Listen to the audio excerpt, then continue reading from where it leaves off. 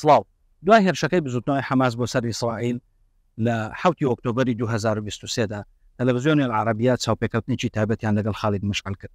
خان بە پێشکەشکارەکە پرسیاری زۆر ورد و ڕەخنەگرانەی لێ دەکات.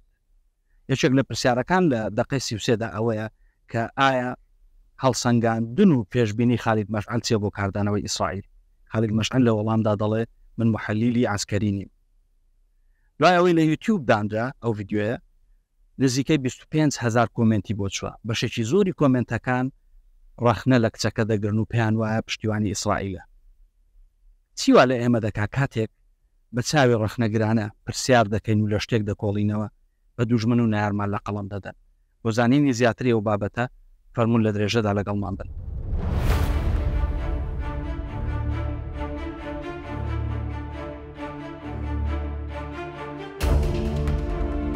مێژووی مرۆڤایەتی پڕە لە ململانێ جا بە شێوە شەڕ و کوشتار و مەڵوێرانی بێت یان ئارگومنتی نەزۆک و بێ ئەنجام.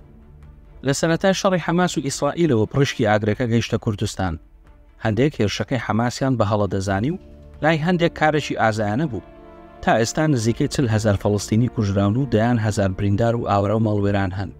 پشتیوانانی حەماس هێشتا لەو باوەڕەدان هێرشەکەی حەماس کارێکی دروست بووە.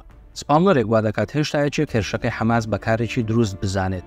فرۆید و ئانایکچی بە لێکۆڵینەوەکانیان گەیشتنەوە ئەنجامەی کە مرۆڤ کاتێک ڕۆبەڕووی واقعەکی نەخوازراو دەبێتەوە و دەسەڵاتی گۆڕینی واقعەکەی نییە نا ئاگاییانە دەرونی خودکارانە زۆر میکانیزمی جیاواز بۆ بەرگریکردن لە خۆی بەکاردەهێنێت. پێیان دەگوترێت دیفنس مێکانیزمز واتە میکانیزمی بەرگری. یەکێک لەو میکانیزمانە سپلی دیفنس مێکانیزمە واتە دابەشکاری بەرەی باش و خراپ. بەرەی باش لە هەموو کار و کاتێکدا فریشتە ئاسا چاگڕەفتار و جوان وتارە.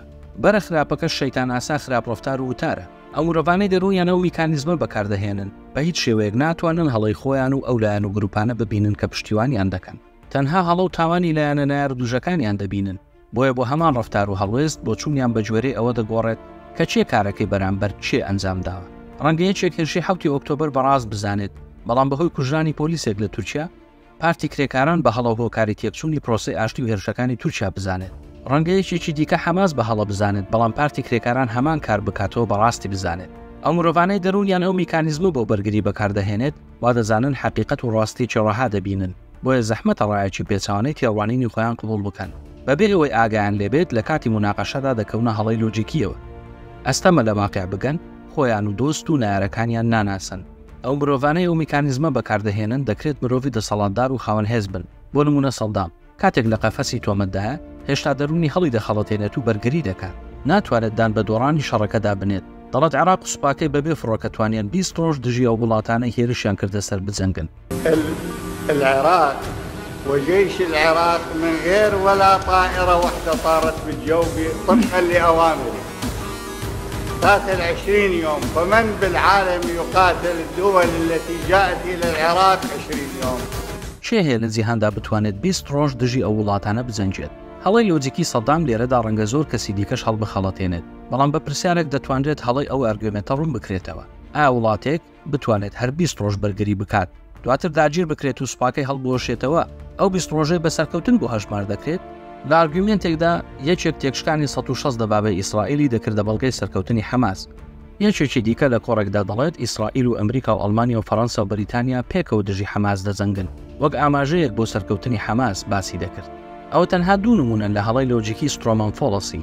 کاتێک مرۆڤ ناتوانێت دان بۆدا بنێت کە گروپ و لایەنەکەی کارێکی هەڵی کردووە بێ ئاگایانە موناقەشەکە بۆ بابەتێکی لاوەچی یان جیاواز دەگۆڕێت. ئایا ئامانجی حەماس لە هەڵگیرساندنی ئەو شەڕە ئەوە بووە بە تەنیا ڕوبەڕووی چەند وڵاتێک بوەستێتەوە تا بۆ بگوترێت سەرکەوتن؟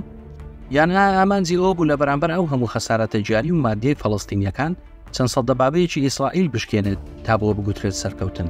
وەک شەڕی غەزا لە شکستی ڕفراندۆمیشدا ئەوانەی دەرونیان میکانیزمی بەرگری دابەشکاری بۆ بەرەی شەیتان و فریشتە بەکاردەهێنێت ناتوانن بڵێن ڕیفراندۆم کارێکی هەڵە و شکست خواردوو بوو. لەبری ئەوە پاسامیانەوەیە کە ڕیفراندۆم تاپۆی ڕەشە. بەڵام ئایا ئامانجی ڕیفراندۆم بۆ ئەوە بوو ببێتە تاپۆی ڕەش یا بۆ سەربەخۆی کوردستان بوو؟ ئەوەش دیسان هەڵەی لۆجیکی سترۆمان فۆڵەسیە. مرۆڤ نە شەیتان و نەفریشتە. باشەکانی دەکرێت هەڵیان لێبوەشێتەوە و خراپەکانیان دەکرێت قسەیەکیان ڕاست بێت. بۆ نمونە کاتێک فیرعون بیری موسای هێنایەوە کە پیاوێکی کوشتووە موسا دانی پێدانا کە هەڵە بووە تۆش لێ بکۆڵەوە